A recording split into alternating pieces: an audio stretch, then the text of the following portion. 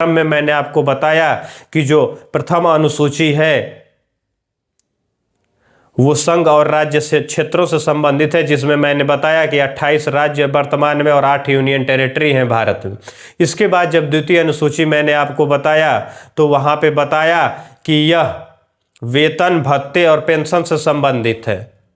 और किसके वेतन भत्ते और पेंशन से संबंधित है, तो वहाँ पे मैंने बताया आपको कि राष्ट्रपति के वेतन भत्ते, उसके बाद लोकसभा के अध्यक्ष उपाध्यक्ष के वेतन भत्ते, उसके बाद राज्यसभा के सभापति एवं उपसभापति के वेतन एवं भत्ते, उसके बाद विधानसभा के अध्यक्ष और उपाध्यक्ष के वेतन एवं भत्ते, उसके बाद विधान परिषद के सभापति एवं उपसभापति के वेतन एवं भत्ते, उसके बाद सुप्रीम कोर्ट और हाई कोर्ट के जो न्यायाधीश हैं उनके वेतन पेंशन एवं भत्तों के बारे में, और उसके बाद कैग के वेतन एवं भत्तों के बारे में हमने बताया। और वहाँ पे मैंने ये भी बताया कि उपराष्ट्रपति के वेतन भत्तों और पेंशन की जानकारी नहीं दी गई है, क्योंकि उपराष्ट्रपति को जो वेतन भत्ते और पेंशन मिलते हैं वो राज्यसभा के सभापति का मिलता है।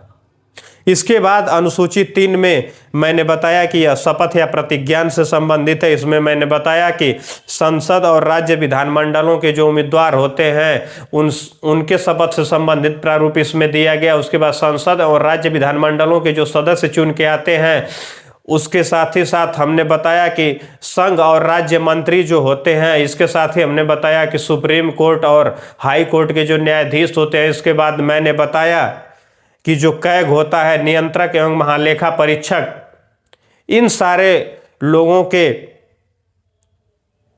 शपथ या प्रतिज्ञान के बारे में बताया गया है।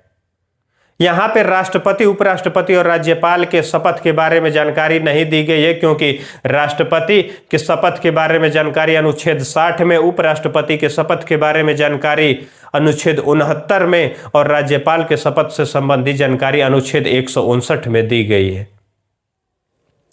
उसके बाद अनुसूची 4 में मैंने आप लोगों को बताया कि राज्यसभा में जो सीटों का बंटवारा है वो अनुसूची 4 में दिया गया। वहाँ पे मैंने बताया आप लोगों को कि वर्तमान में राज्यसभा में 245 सीटें हैं, जिसमें से 233 सीटें निर्वाचित होती हैं और 12 सीटों पे मनोनयन होता है। और मैंने ये भी बताया कि जब 12 सदस्यों का राज्यसभा के मनोनयन का जो कॉन्सेप्ट लिया गया है वो आयरलैंड के संविधान से लिया गया है।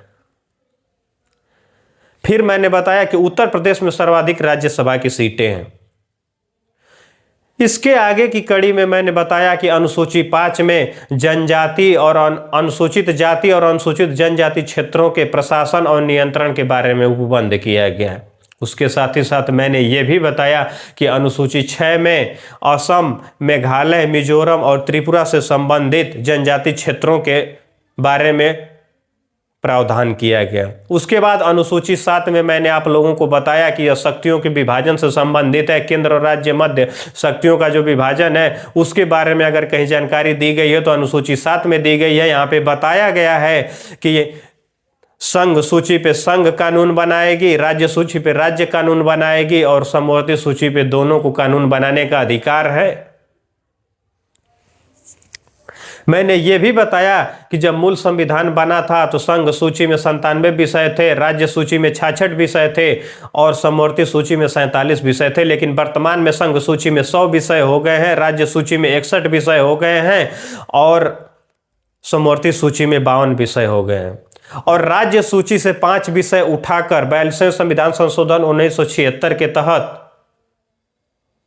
समवर्ती सूची में डाल दिया गया। वो 5 विषय शिक्षा, वन, वन्यजीव, मापतौल और न्याय प्रशासन थे। इसके बाद 8वीं अनुसूची के बारे में मैंने बताया कि यह भाषा से संबंधित है। जब मूल संविधान में भाषाओं की संख्या जो थी वो 8 थी, वर्तमान में 14 थी भाषाएं, अब वर्तमान में 22 हो गई हैं।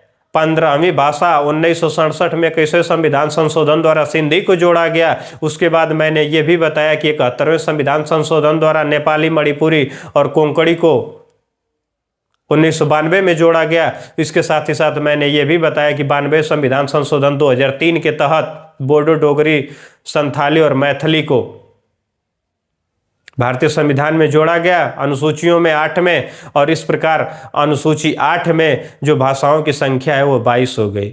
इसके साथ ही साथ जब बात आई अनुसूची 9 की, तो मैंने बताया कि यह मूल संविधान में 9वीं अनुसूची नहीं थी, इसको बाद में जोड़ा गया। प्रथम संविधान संशोधन 1951 के तहत इस अनुसूची को जोड़ा गया और यह भूमि सुधार अर्थात जमींदारी उन्मूलन से संबंधित है। और इसमें मैंने केशवानंद भारती के केस में के भी बारे में बताया जो राज्य सरकारें दुरुपयोग कर रही थी। उसके बाद 10वीं अनुसूची दल बदल विरोधी कानून से संबंधित है जो 52वां संविधान संशोधन 1985 के तहत जोड़ी गई। उसके बाद जो 11वीं अनुसूची है वो पंचायतों से संबंधित है, और मैंने बताया आप लोगों को यह 73वें संविधान संशोधन 1992 के द्वारा जोड़ी गई, और इसमें 29 विषयों पर पंचायतों को विधि बनाने की शक्ति प्रदान की गई है। इसके साथ ही साथ मैंने लास्ट में ये भी बताया कि जो 12वीं अनुसूची है वो नगर पालिका से संबंधित है, और यह 74वें संविधान संशोधन 1992 के द्वारा इसको जोड़ा गया, और इसमें 18 विषय हैं। तो ये अनुसूचियों से संबंधित पूरी क्लास थी, और इसमें से